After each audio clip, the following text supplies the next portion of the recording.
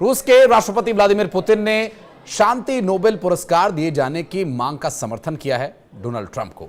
Putin का America president के लिए यह सपोर्ट अपने आप में अप्रत्याशित है, लेकिन दूसरी तरफ डोनाल्ड ट्रंप ने नोबेल शांति पुरस्कार न मिलने पर गुस्सा चीन पर उतारा। जी हां, अमेरिकी प्रेसिडेंट डोनाल्ड ट्रंप ने चीन पर 100% टैरिफ लगा दिया।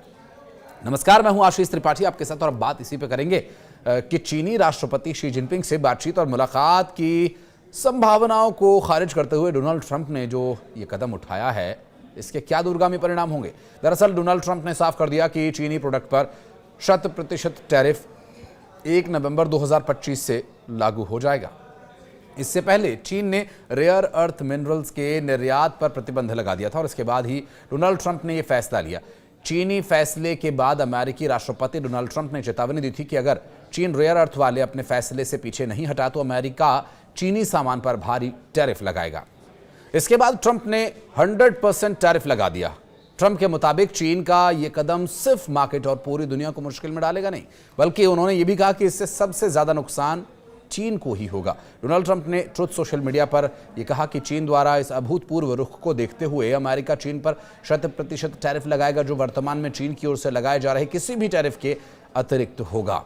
ये 1 नवंबर से प्रभावी होगा। ट्रंप के उस जो पिछले पोस्ट के तुरंत बाद ये पोस्ट आया जिसमें उन्होंने चीन के प्रतिबंधों को बेहद प्रतिकूल बताया था। उन्होंने कहा कि चीन को दुनिया को बंदी का बनाने का अनुमति किसी भी तरह से नहीं दी जा सकती।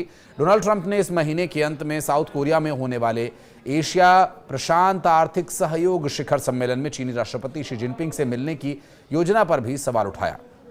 उन्होंने कहा कि मुझे 2 हफ्ते बाद दक्षिण कोरिया में APEC शिखर सम्मेलन में राष्ट्रपति शी जिनपिंग से मिलना है, लेकिन अब ऐसा करने का कोई कारण दिख नहीं रहा।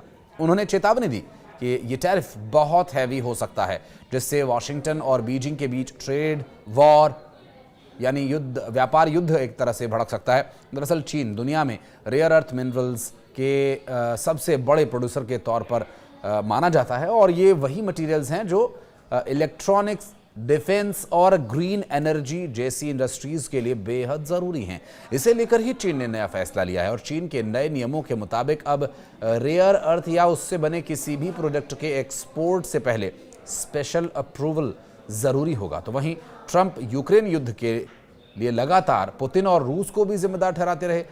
कई मौकों पर ट्रंप ने पुतिन को भी कीमत भुगतने की चेतावनी भी दी थी और यूक्रेन युद्ध को खत्म करने के लिए ट्रंप और पुतिन ने अलास्का में ऐतिहासिक द्विपक्षीय बैठक भी की थी। हालांकि इस बैठक का कोई नतीजा नहीं निकल पाया।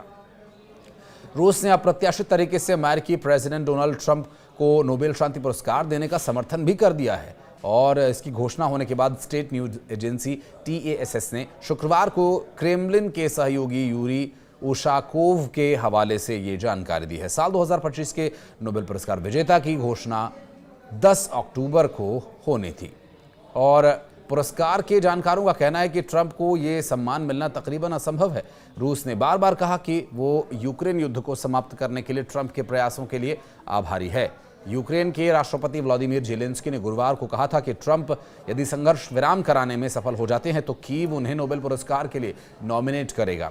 और व्लादिमीर पुतिन की ओर से समर्थन की बात ऐसे समय में आई है जब यहां नॉर्वेजियन कमेटी ने नोबेल पीस प्राइज के विजेता का चयन कर लिया है और इस तरह से अमेरिकी प्रेसिडेंट डोनाल्ड ट्रंप नोबेल शांति पुरस्कार जीतने की उम्मीदों को टूटते हुए देख रहे हैं। दरअसल नॉर्वेजियन नोबेल कमेटी ने पुष्टि की है कि गजा संघर्ष विराम समझौते से पहले ही उसने अपने फैसले को अंतिम रूप दे दिया था। ट्रंप ने दावा किया था कि उन्हें गजा में शांति स्थापित करने में उन्होंने मदद की है और वहां की एक न्यूज एजेंसी AFP के मुताबिक एक विशेषज्ञ ने दावा किया कि ट्रंप के पुरस्कार जीतने की संभावनाएं न के बराबर हैं, जो उनके लिए एक बहुत बड़ा झटका है। दरअसल शांति पुरस्कार के प्रति ट्रंप का प्रेम बहुत लंबे समय से जग जाहिर है और साल 2020 में ट्रंप ने इसे दुनिया का सबसे प्रतिष्ठित पुरस्कार कहा था, लेकिन जब वे इसे जीत नहीं पाए तो उन्होंने कहा था कि इसमें धांधली होती है।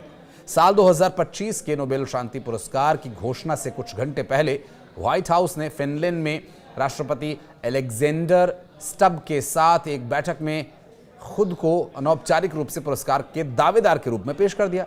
अमेरिकी प्रेसिडेंट ने दावा किया कि इतिहास में किसी ने यह हासिल नहीं किया जो उन्होंने किया। ट्रंप का दावा यह है कि उन्होंने केवल 9 महीनों की अवधि में 8 युद्ध खत्म करवाए हैं। दरअसल डोनाल्ड ट्रंप ने अपने सोशल मीडिया प्लेटफॉर्म पर कहा कि चीन बेहद आक्रामक व्यापार नीतियों को अपना रहा है और अमेरिका भी चीन को उसी की भाषा में जवाब देगा। एक्सपर्ट्स का मानना यह है कि अमेरिका और चीन के बीच बढ़ते तनाव की वजह से कई सेक्टर्स पर काफी बुरा असर पड़ सकता है। ट्रंप ने महत्वपूर्ण सॉफ्टवेयर के निर्यात पर भी प्रतिबंध लगाने की धमकी दी, जिससे कंज्यूमर इलेक्ट्रॉनिक्स से लेकर ईवी तक तमाम सेक्टर्स तबाह बर्बाद हो सकते हैं, जो पहले से भी भारी टैरिफ की वजह से जूझ रहे हैं। और अमेरिका के प्रेसिडेंट डोनाल्ड ट्रंप ने शुक्रवार को कहा कि उन्हें एशियाई देशों की आगामी यात्रा के दौरान चीन के राष्ट्रपति शी जिनपिंग से मिलने का कोई कारण दिखाई नहीं देता। अमेरिकी राष्ट्रपति आगामी दिनों में दक्षिण कोरिया का दौरा करने वाले हैं। ट्रंप ने ट्रुथ सोशल मीडिया पर किए गए पोस्ट में लिखा, इस समय हम जिन नीतियों पर विचार कर रहे हैं उनमें से एक है अमेरिका में आने वाले चीनी उत्पादों पर टैरिफ में भारी बढ़ोतरी। ऐसे कई अन्य कदम भी हैं जिन पर गंभीरता से विचार किया जा रहा है। कुछ कहना चाहे तो सोशल मीडिया के जिस भी प्लेटफॉर्म पर आप ये वीडियो देख रहे हैं, कमेंट सेक्शन आपके लिए जरूर खुला होगा। अपनी उपस्थिति दर्ज कराइएगा। वीडियो को यहाँ तक देखने के लिए धन्यवाद।